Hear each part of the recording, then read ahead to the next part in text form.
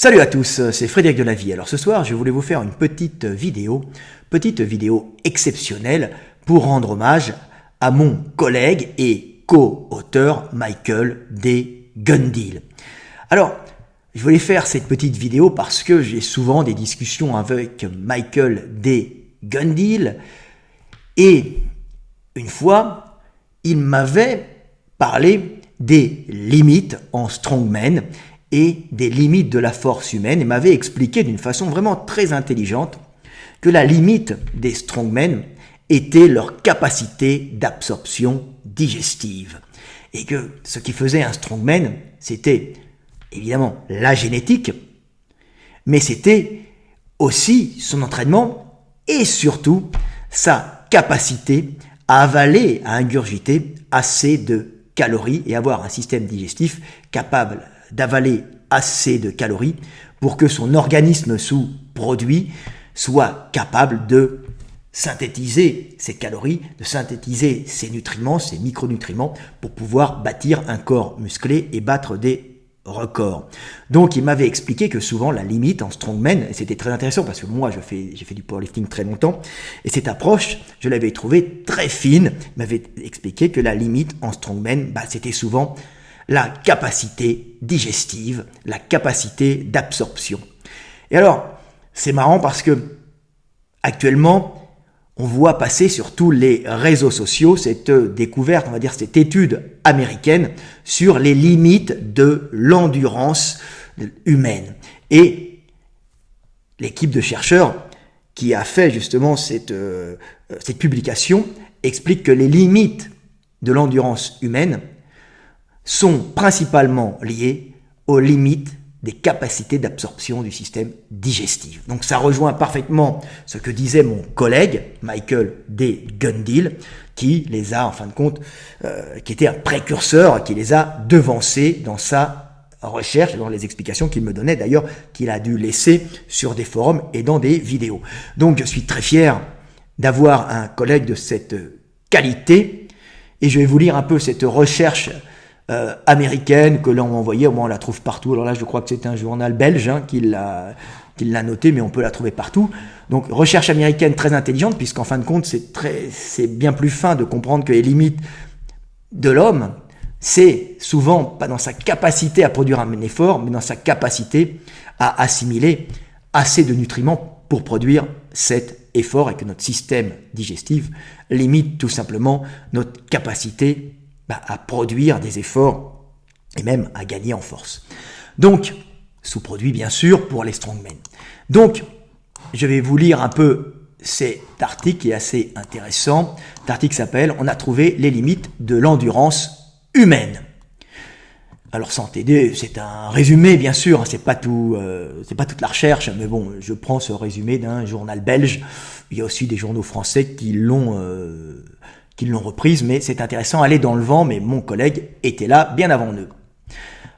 Alors, des chercheurs américains ont estimé une limite physiologique absolue à l'endurance humaine après avoir étudié la performance d'athlètes de divers sports, dont les coureurs de la course la plus extrême de la planète, 5000 km aux États-Unis pendant 5 mois.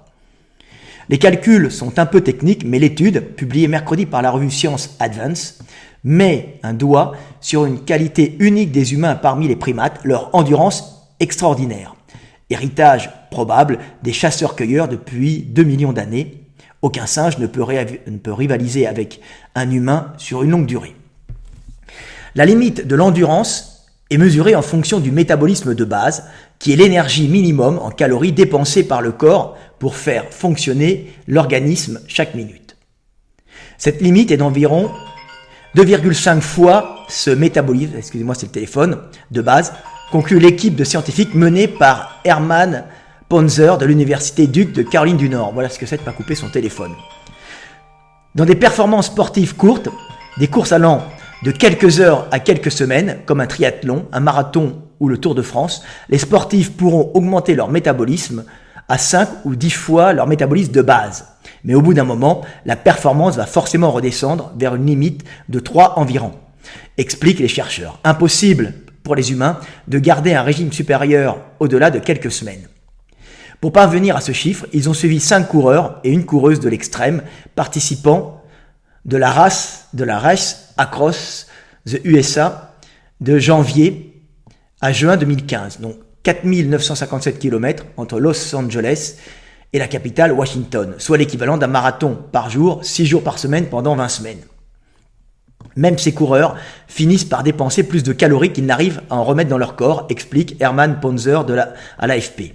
Tous ces gens perdent du poids. Ils brûlent plus de carburant qu'ils n'arrivent à en remettre. Quel est le point auquel on arrive à absorber autant de calories qu'on en perd chaque jour? C'est 2,5 fois le métabolisme de base, environ 4000 calories, dit le chercheur.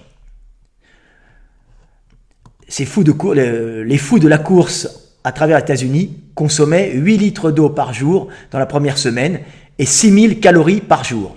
Mais ils ont continué à perdre du poids jusqu'à la fin sans jamais trouver l'équilibre. Vous ne pouvez pas absorber plus de 4000 calories par jour, poursuit Hermann Ponzer. Vous pouvez en consommer plus que cela, mais vous perdrez du poids tous les jours. Cela ne pourra donc pas durer toujours. Vous pouvez les faire quelques jours, quelques semaines, mais pas à l'infini. Selon lui et ses collègues, la limite est liée aux fonctions digestives des humains et non aux muscles ou au système vasculaire. Car c'est in fine le plus petit dénominateur commun de toutes les activités étudiées. Cyclisme, course à pied, triathlon font appel à des muscles différents, mais évidemment le même système digestif. Si les humains sont les meilleurs primates, d'autres animaux sont candidats à des endurances supérieures comme les oiseaux migrateurs, mais ce n'est pas aussi bien étudié. Et Hermann Ponzer révèle une différence, alors ça c'est l'humour à la fin mais c'est un peu con, entre humains et animaux. Les autres animaux sont trop intelligents pour faire des choses aussi folles que ce que font les humains. Pas si fou que ça, parce que nos humains qui font ces sports, bien sûr, vont gagner en argent beaucoup de calories qui leur permettront en général de faire vivre leur famille. Donc en fin de compte, on dépense de la calories pour en gagner, sauf si on est fou.